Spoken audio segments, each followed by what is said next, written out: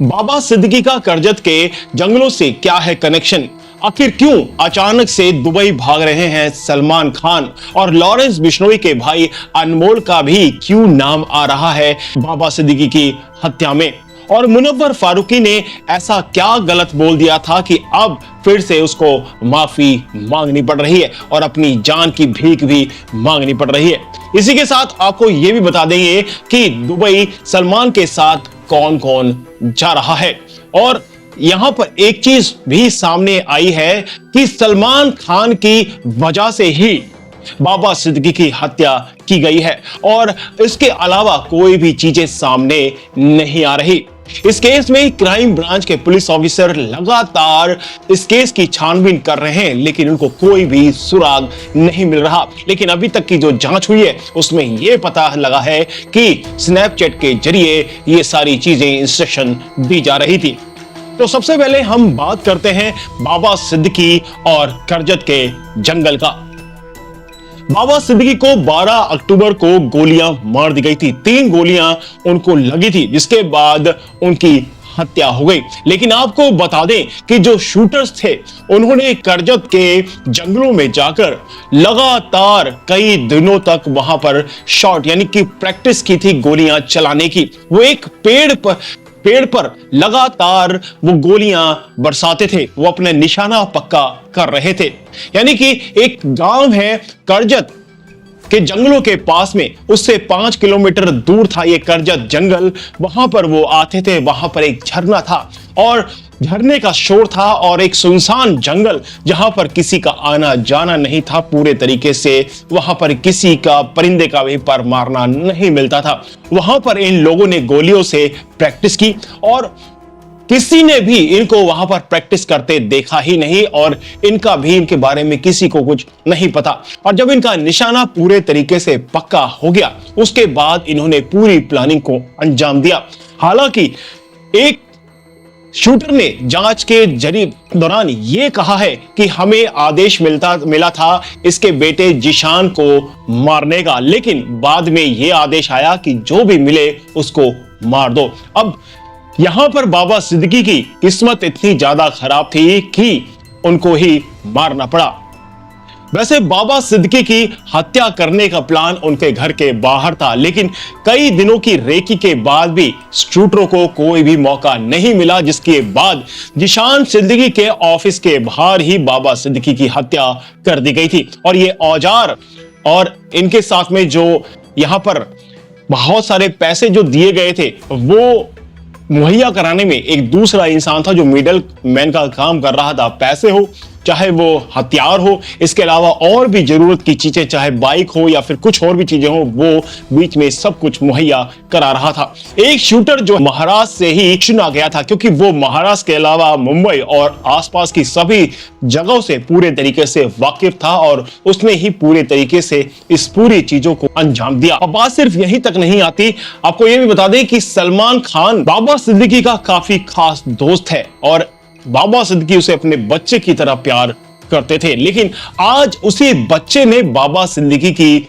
जान ले ली। जो क्राइम ब्रांच की टीम है उन्होंने ये कहा है कि अभी तक हमने जांच जितनी भी की है उसमें ये वजह सामने नहीं आई कि आखिर बाबा सिद्दीकी की हत्या की वजह क्या है। सभी शूटरों से पूछा, जितने भी लोग यानी कि 10 लोग अभी तक गिरफ्तार हो चुके हैं, सभी से उनसे कड़े तरीके से पूछताछ की गई, लेकिन उनमें से किसी ने कुछ भी नहीं बताया। यानी कि सिर्फ और सिर्फ एक ही बात सामने आ रही है जो चारों तरफ फैल रही है कि सलमान खान से लिंक होना, सलमान खान से दोस्ती होना ही बाबा सिद्दीकी की जान लेकर गया है।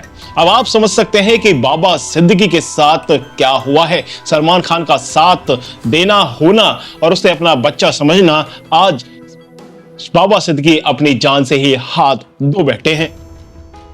अब बात यहां पर आती है अनमोल बिश्नोई की। अब अनमोल बिश्नोई लॉरेंस बिश्नोई का भाई है। लॉरेंस बिश्नोई का भाई जो है वो इस पूरी गैंग को भी संचालित करता है।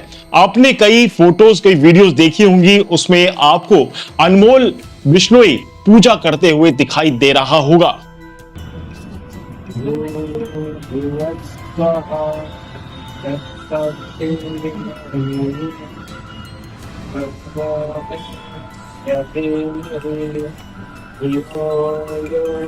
यानी कि वो कई कई घंटों की पूजा करता है और वो आजकल काफी वायरल भी सोशल मीडिया पर हो रहा है। लेकिन जांच के दौरान क्राइम ब्रांच की टीम ने यह कहा है कि अनमोल बिश्नोई का हाथ इसमें है। वही इन शूटरों को आदेश दे रहा था, किस तरीके से निर्देश दिए जाते हैं क्या इसकी रिकॉर्डिंग भी सामने आई है। वो पूरे तरीके से शूटरों के संपर्क में था।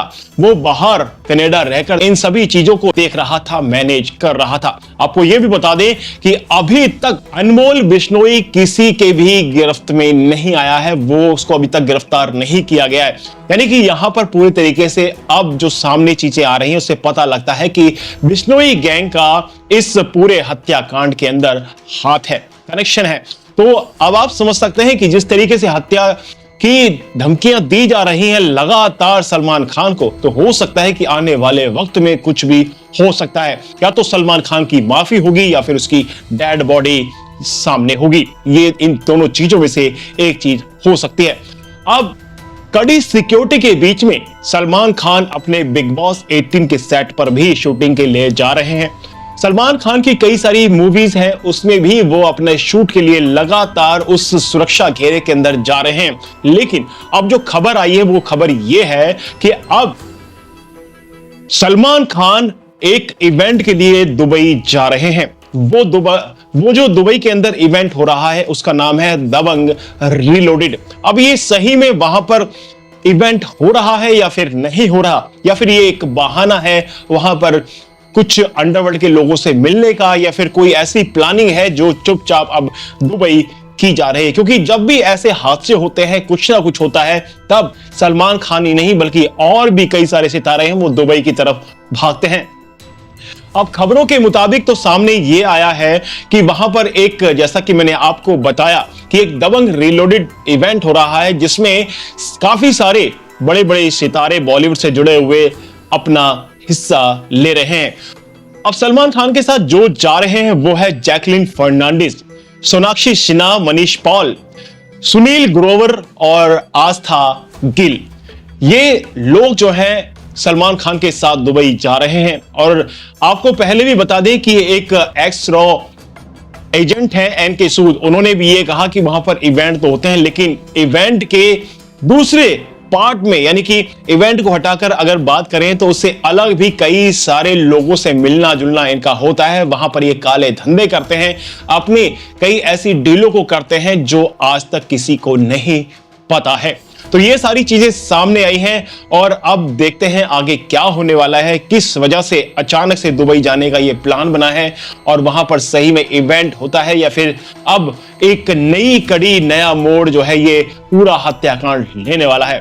अब बिश्नोई गैंग की जो है एनकाउंटर के लिए भी सुपारी दी गई है, करोड़ों रुपए की सुपारी दी जा रही है और अब इस गैंग को जो है खत्म किया जाएगा या फिर ये गैंग अपने एक्टिव होकर उन लोगों को खत्म करेगी जो उसकी टारगेट लिस्ट में है। तो पहले मुनव्वर फारूकी ने कनकनी विलेज के देवी देवताओं के बारे में कुछ ऐसा मजाक कर दिया था जिसके बाद लोग तो काफी ठाके उड़ा रहे थे, वो बात वहां पर दब भी गई। लेकिन जब से लॉरेंस बिश्नोई की लिस्ट में मुनव्वर फारूकी का नाम आया है तब से चड्डी गीली हो गई है मुनव्वर फारूकी की। अब ये कनकनी जगह क्या है आपको बताते हैं। कनकनी विलेज जो है वो जगह है जहां पर सलमान खान ने काले हिरण का शिकार किया था। जी हां, जोधपुर, राजस्थान के जोधपुर के पास है कनकनी विलेज और उसी विलेज के पास में हिरण का शिकार हुआ और उन्हीं के देवी देवताओं के बारे में मुनव्वर फारूकी ने मजाक उड़ाया था।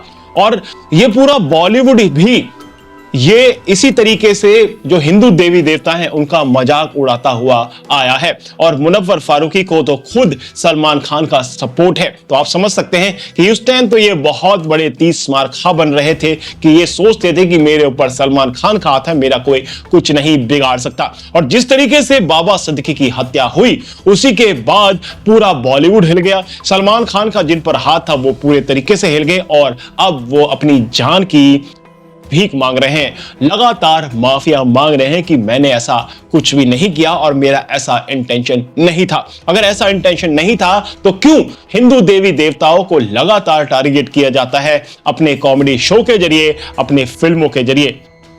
क्या इसी तरीके से हिंदू देवी देवताओं का मजाक उड़ते रहना चाहिए? क्या आप चाहते हैं कि इस पर आप रोक लगनी चाहिए? क्या आप चाहते हैं कि अब कड़ा एक्शन होना चाहिए और आप सभी लोगों को जागना चाहिए कि आगे से ये हिंदू देवी देवताओं के बारे में मजाक तो क्या सोच भी ना सकें? तो ये सारी चीजें आपके सामने हैं, आपको इन पर आवाज उठानी पड़ेगी, इनके लिए आपको एक्शन लेना पड़ेगा, तभी जाकर कुछ हो सकता है। अदरवाइज आप अपने देवी देवताओं का मजाक उड़वा सकते हैं, किसी को कोई फर्क नहीं पड़ता। तो कुछ ऐसे बिश्नोई जैसे लोग आते हैं जिनको फर्क पड़ता है और उसी वजह से वो इस तरीके का एक्शन लेने पर मजबूर हो जाते हैं और उसके बाद में उनको गैंगस्टर बना दिया जाता है, उनको कई सारी चीजों की उपाधि दे दी जाती है। तो फिलहाल तो इस वीडियो में इतना ही, लेकिन आप क्या सोचते हैं जो हमने आपको बताया इस वीडियो के जरिए? अगर आपको लगता है कि ये विचार करने योग्य है तो जरूर इस पर विचार किए, तभी जाकर ये कुछ देश में सुधार आ सकता है। फिलहाल तो इस वीडियो में इतना ही, मिलते हैं अगली वीडियो में अगले नए टॉपिक के साथ में, नई खबर के साथ में। तब तक के लिए जय हिंद, जय भारत।